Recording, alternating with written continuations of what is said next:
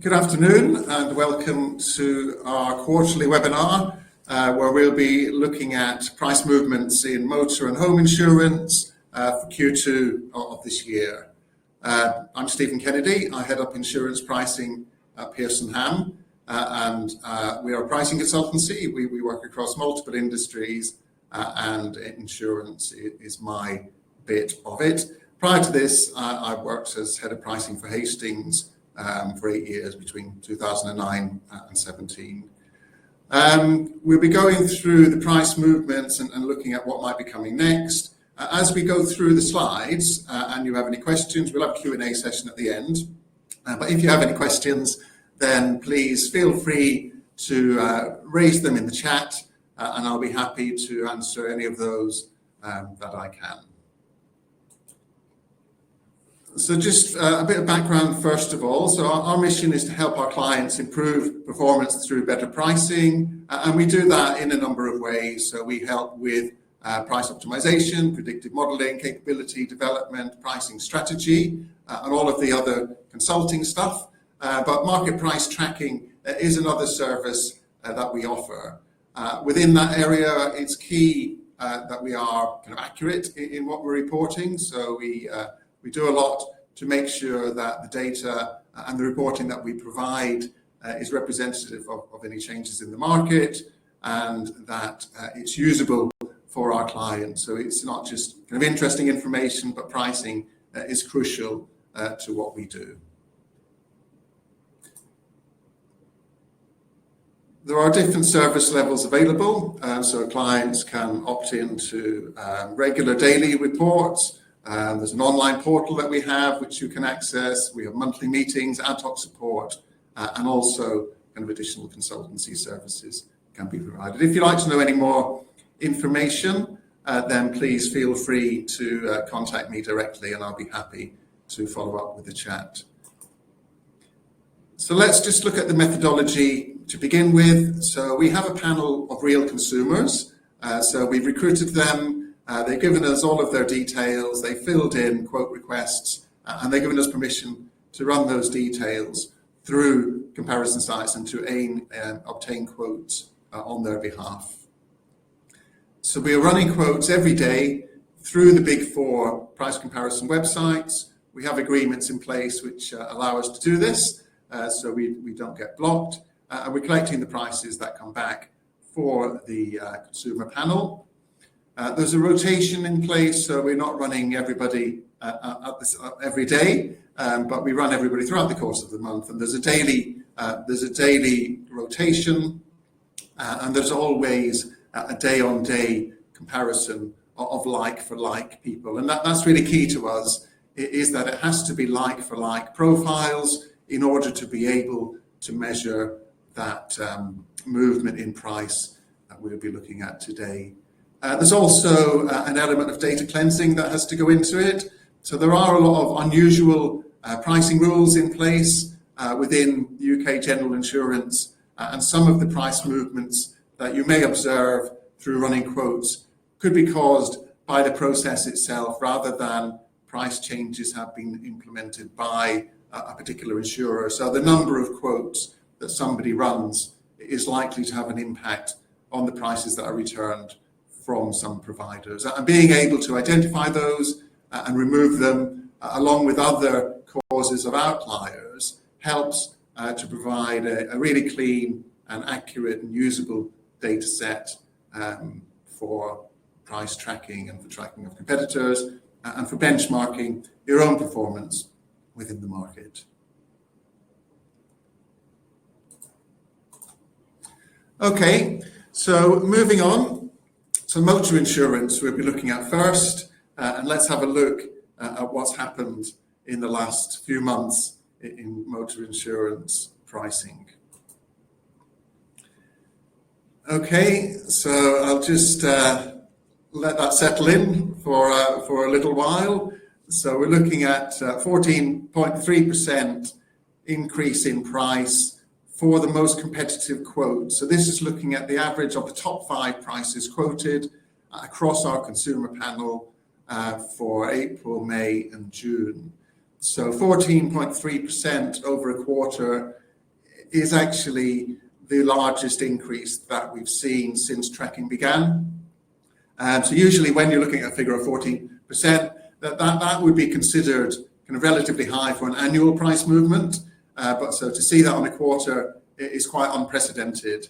And looking at each of the months, you can see it's fairly consistent. So there's a kind of average of 4.5% increase every month over the last quarter. So we know what the reasons are behind this. There's been a massive increase in claims inflation.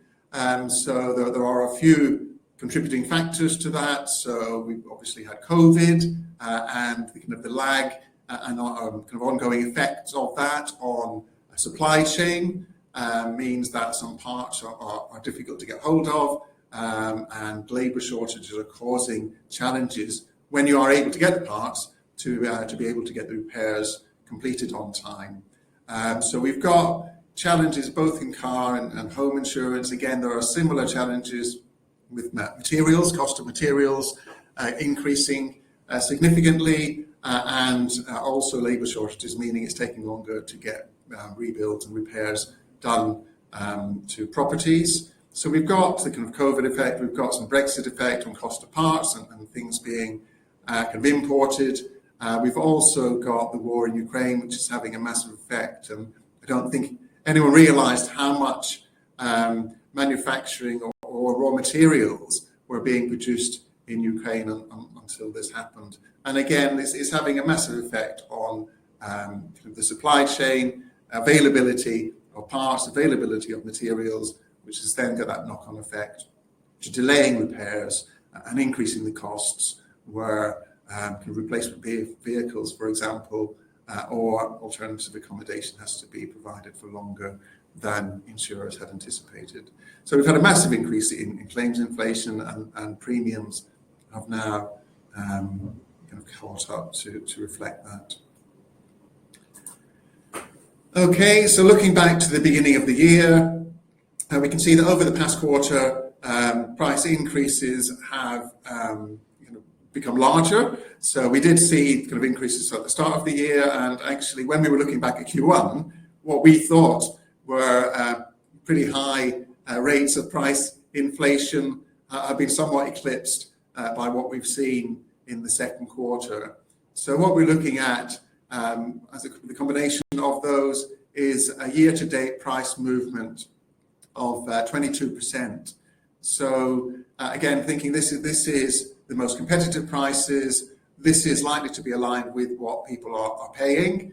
So we know that the alignment of new business and renewal pricing, looking at the ABI figures, means that what we see in terms of new business price increases is more or less reflected in renewals. So I think the ABI figures for Q4 were showing a 8% increase for new business and 7% for renewals, and for Q1 it was 2% and 2.5%. So more or less aligned. So I think we can be kind of relatively confident that what we're seeing here in the most competitive prices quoted is reflective of what's happening in renewals as well. So a 22% increase year to date. Again, it's the biggest increase that we've seen since tracking started, and that would be a high figure for kind of an annual price movement.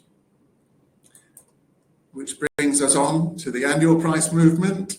So what we're seeing over the past 12 months, prices that are being quoted now, the most competitive prices are around 30% higher than they were at the same time last year.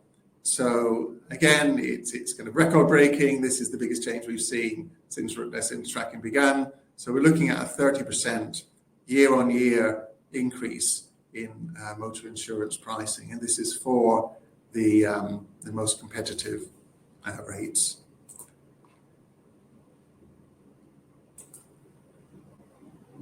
So I'd like to kind of give a bit of kind of historic context to it and go back to pre-COVID. It's always a good starting place. So if we look at the figures back to January 2020, then we can see what's been happening over a longer period of time. So we've obviously got that COVID period where prices have been reducing. So obviously everyone's in lockdown, nobody's making any claims. There's a kind of a certain amount of margin that insurers are sitting on, and that's being kind of invested back into lower prices for customers, given the reduced claims frequency and the benefits of that. So I think prices at this point kind of lower than they should be in a normal environment. We've then got the general insurance pricing practices changes being implemented in January of 22. So big increases for new business pricing, reductions for renewal pricing, some recalibration, and then we've got the kind of the cost of claims increasing significantly. So we see that from the kind of middle of 2022, prices increasing, a bit of a drop towards the end, but then this year we've really seen prices picking up. Thinking about where we are now to where we were at the beginning of 2020, we only actually gained parity with pricing in 2020 at the beginning of this year. So it was only in January that prices became in line with what they were before COVID. So actually, even though prices have increased significantly, we can see that actually most of that's happened over the past 6 months. We're now 21% higher than we were at the beginning of COVID. So that kind of helps to provide a bit of context for it. It's interesting to look at some individual brands. So this is a basket of some of the larger brands who are well established. These are kind of standard products, and they're kind of not the economy tier. So we have seen a lot of product development over the past 18 months, 2 years. But these are kind of standard products to see what that range looks like. So we know that there's an average 30% year-on-year increase for the most competitive rates. But what does that look like by product? So we can see here, actually, some of those brands are kind of massively kind of increased in price, up to kind of 62% on that left-hand side.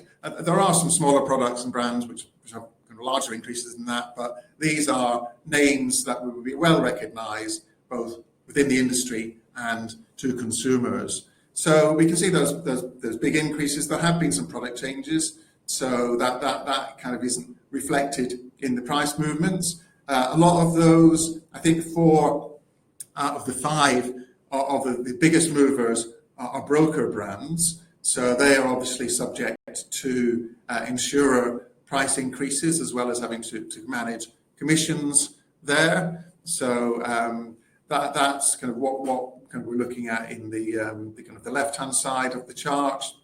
And then we're seeing some more which are kind of closer to the average. And then there are quite a number of products and brands where prices have moved 10, 15% year on year.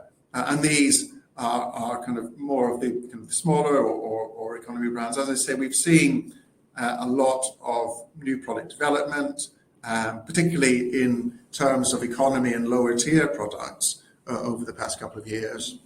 And those will be more likely now to appear in the top 5 when we're running quotes. So I think that there's a bit of a difference between the different types of products and the inflation that we're seeing flowing through. Taking a trended view over time. So these are the kind of the top 5 biggest movers, and we can see that price movements for them has been pretty consistent, particularly over the past 6 months, but generally going back 12, we can see that movement has been fairly steady and then ramping up as we get into 2023. These are the next 5. So again, it's a similar picture that we're seeing, and kind of particularly since the beginning of this year, the price movements in terms of direction and magnitude are very similar. Where we're seeing any divergence from that, it's generally happening in 2022, but so far this year, it appears that everybody is kind of moving in the same direction by around the same amount. So there's kind of consistency in movement across those different products. So that kind of gives us a bit of a view as to what's happening within motor.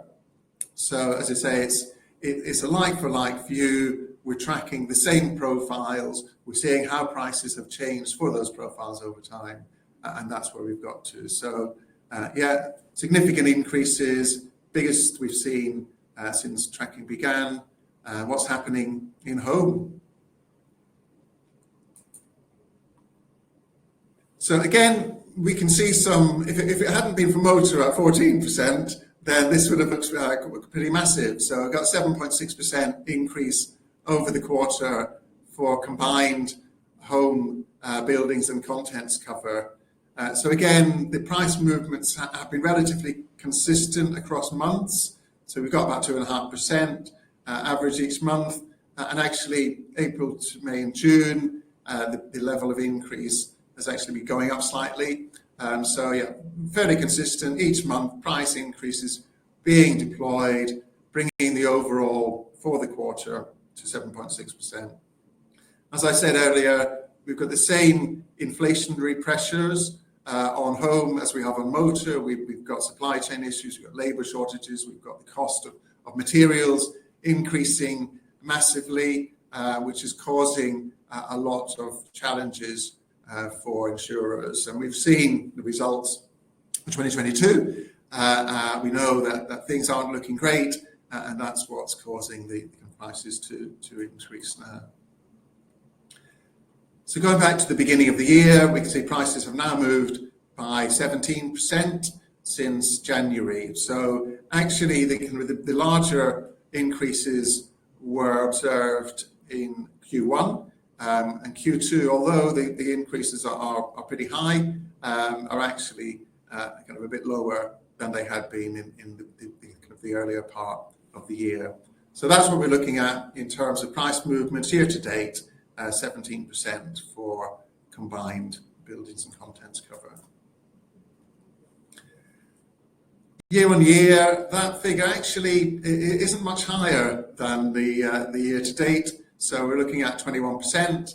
So this is due to most of that kind of price inflation coming through this year. Those started coming through in December. Before that, for the second half of last year, actually rates have been pretty flat. There were some smaller increases that had started to appear, but it's really 2023 when things have started to ramp up more significantly, and we've seen those bigger increases coming through. So although the year-to-date figure is at 17, the year-on-year prices are actually 21% higher than they were this time last year.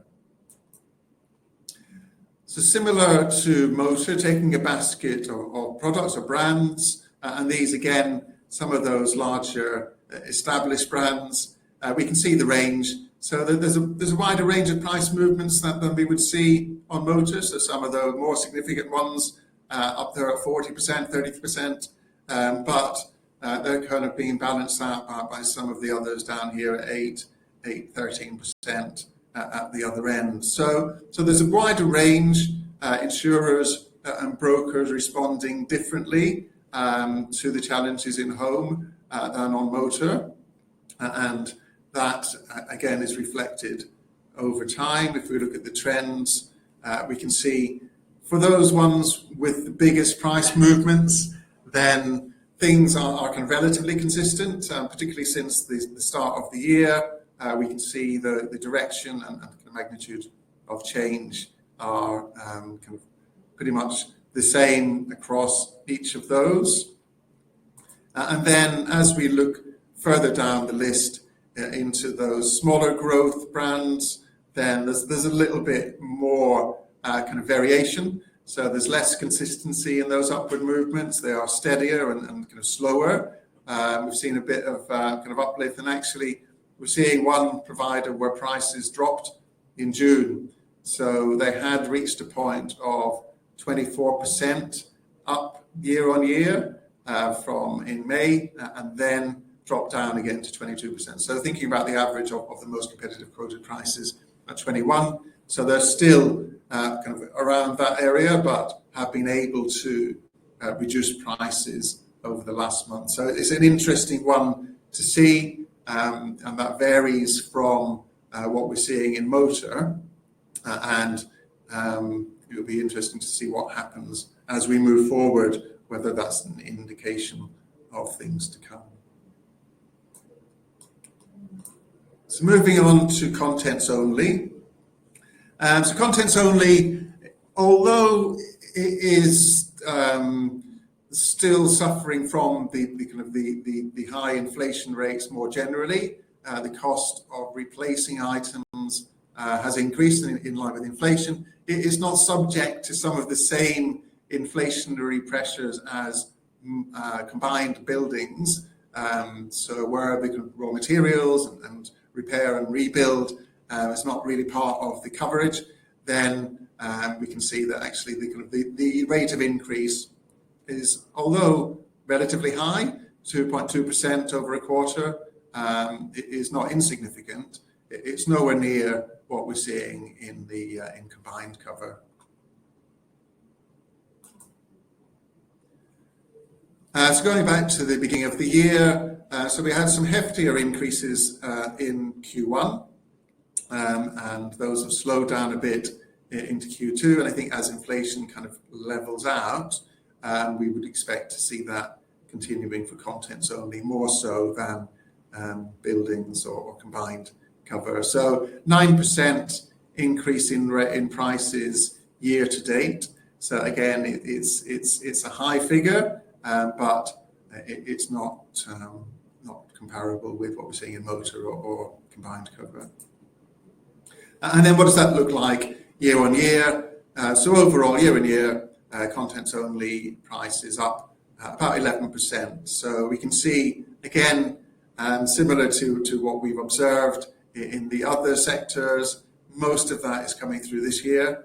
So prices have been kept fairly low in 2022. And again, product development, new market entrants have helped to keep the most competitive rates down in contents only. But I think as much as could be done has been done, and inflation has forced premiums to increase this year.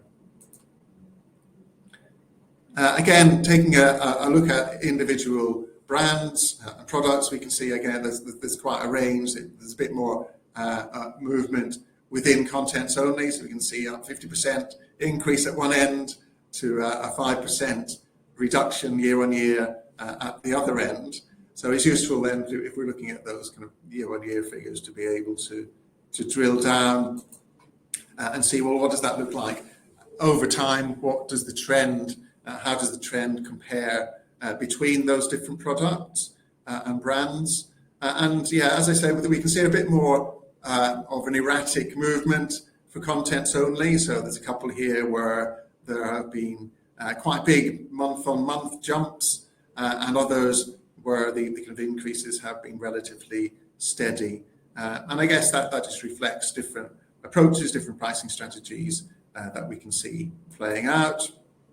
And then as we go lower down the list, looking at where there have been kind of relatively flat year-on-year figures reported, or even price reductions year-on-year, then we can see what that has been driven by in this chart. So we can see for those couple of products and brands where the increases have been lower or prices have reduced, actually they started at a higher rate and then came down and they've come up again. So over the past 6 months, we've seen prices move up for those brands, even though the year-on-year figure actually is reduced or relatively flat. More recently, increases have been applied through there. Okay, so that covers what we've seen in Q2, motor and home insurance, so some significant movements, and thinking about what might be coming next. So if we are looking at Q3, then what are the factors that might impact and influence the way that prices move over the next few few months. So I think one of the things that we're looking at is public scrutiny, that there's more and more stories appearing in the press. So I've been looking over the past week or so online, looking at different articles in the Guardian, the Times, Sky News, as well as the kind of the standard tabloids, where it's all about car insurance premiums increasing at a higher rate than inflation. We've got headlines in the Times like "Time to snitch on your greedy insurance firms," and kind of MPs are kind of asking people to get in touch and let them know what's happening. So there's a lot more scrutiny there. There's a Treasury Select Committee that's been investigating the ONS inflation figures relating to car insurance. So those are being reported that they are a bit higher than what we are seeing. So the Select Committee is interested in understanding to what extent that reflects price movements within the industry. And again, it's because the increases that we're seeing and the increase that we're seeing, as well as the ONS, are ahead of the standard rate of inflation. We're in the middle of a cost of living crisis, and these things are more important than they may have been otherwise. So consumers are under a lot of stress with food prices, with energy prices, and this is just another bill on top of that. And we are seeing a lot more movement in terms of quotes. So the volume of quotes in the market has increased. It's not necessarily flowing through to conversion, because it's not as easy for customers to find the good deals that they used to be able to before the dual pricing ban. But we are seeing and hearing that there are significant increases in quote volumes, if not conversion and sales. So I think public scrutiny is kind of really key.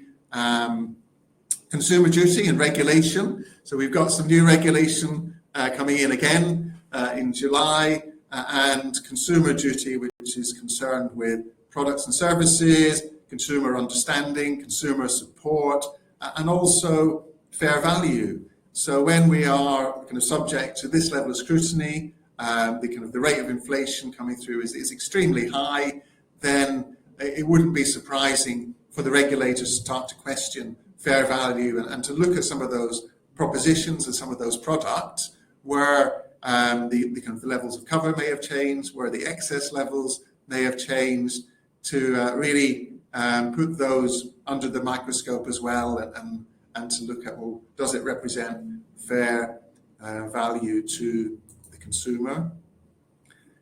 Claims inflation. So as I kind of mentioned earlier, we're still subject to massive increases in inflation in claims. So the parts and materials, the labour shortages, delays to repairs, and the cost of replacement vehicles, the cost of alternative accommodation, meaning that things are kind of being kind of stringed out for longer than they would have been and longer than they were expected to be. We're looking at some of the figures that are coming out of the ABI, and second-hand car values up 30%, courtesy car costs up 30%. So again, it's the same influencing factors. We've got COVID, Brexit, we've got the war in Ukraine, and all of those things are impacting the insurance industry to a greater extent than some of those other markets that we're seeing out there that are included in the overall inflation figures. Increased prices. So we have seen this year significant price increases. It's just a case of whether enough has been done. So 30% year-on-year price movements is unprecedented in motor, 21% on home combined cover. So I think, again, if we're looking at kind of scrutiny and regulators, we're thinking about the company reports and financials that came out in 2022 and thinking, well, has enough been done to be able to combat some of those profitability challenges? So again, nobody is saying to me that, yeah, these things are fantastic and we're back in the black. That there are still significant challenges for insurers, and the clients that we are talking to are looking at what can be done to improve performance in terms of profitability. We've seen the result. EY are reporting a combined operating ratio at an industry level of 109.5% for motor, moving from 96.6 in the previous year. So a big deterioration there. And they're predicting further losses for 2023. So what they've got as a kind of an estimated figure is 108.5% for 2023. That assumes a premium inflation at 16%.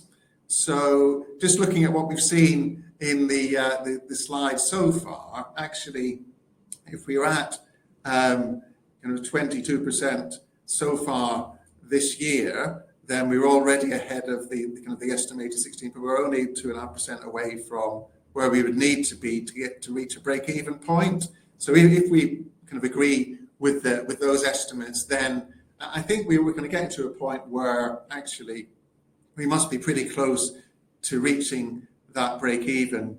So I think in summary, sorry, I've probably gone over a little bit. In summary, premiums are catching up with claims. Providers have their own challenges, so some will be kind of struggling more than others. What can we do to improve the kind of performance, integrating claim, looking at parts availability, cost of parts, integrating with underwriting and pricing, making sure that there is a kind of joined up picture, monitoring market and competition to see where those prices are moving, where there are opportunities. And it's a competitive market, so if we're looking at what's going to happen next, I think we probably are close to that market break-even point. We've seen increases come through so far in July. So we've got data up until yesterday, and motors moved by about 3%, combined home cover 1.8%. So that kind of brings us to what should be a kind of a relatively good position. So in terms of what might happen in Q3, people have been saying to me they think, the prices will continue to increase until the end of the year. I'm not sure that is the case or that's necessary given what we've seen in Q2. So I think things will start to kind of level out a bit. There may be some increases July and August. It may start to kind of level out after that. I think in terms of the kind of the claims, costs, challenges and the profitability, we must be in a position now where we're close to having resolved some of those. So I think it's now where competition comes back into the market and we are able to kind of start to demonstrate some more of that growth. There is a challenge given the kind of the interaction between the renewal and new business pricing now, which wasn't a factor before last year, and how do you profitably grow the business, but that there are methods and there are strategies that can be applied to help to do that.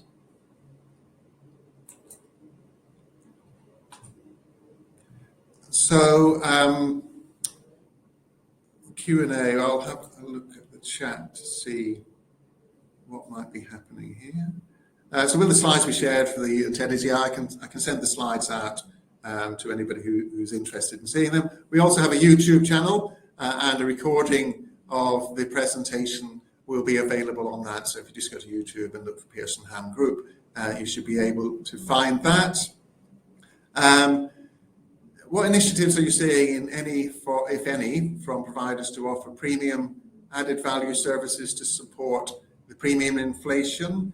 Well, I think most of that is around the kind of the levels of cover and the tiering of products. So I think what's happening more so now is the economy products are coming in for market kind of entry level, and then the additional products are available for customers who are interested in having high levels of cover, having those add-on products included without having to add them in. I think there hasn't been a lot outside of that. I think there are conversations about what else can be done in terms of incentives to convert, given that there are kind of large volumes of quotes out there, but competitive prices are not easy to be able to quote. So I think it's a case of there's been a lot of focus on kind of consumer duty and what needs to be done to be compliant with that, I think has distracted some providers from looking at what can be done in terms of added value and incentives. But I would expect more of that to come in the second half of the year, actually.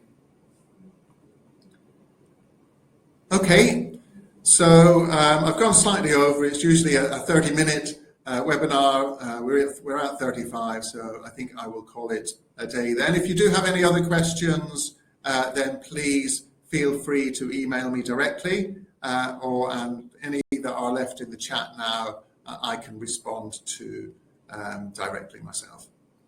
Thanks very much, and I look forward to our next update in 3 months' time.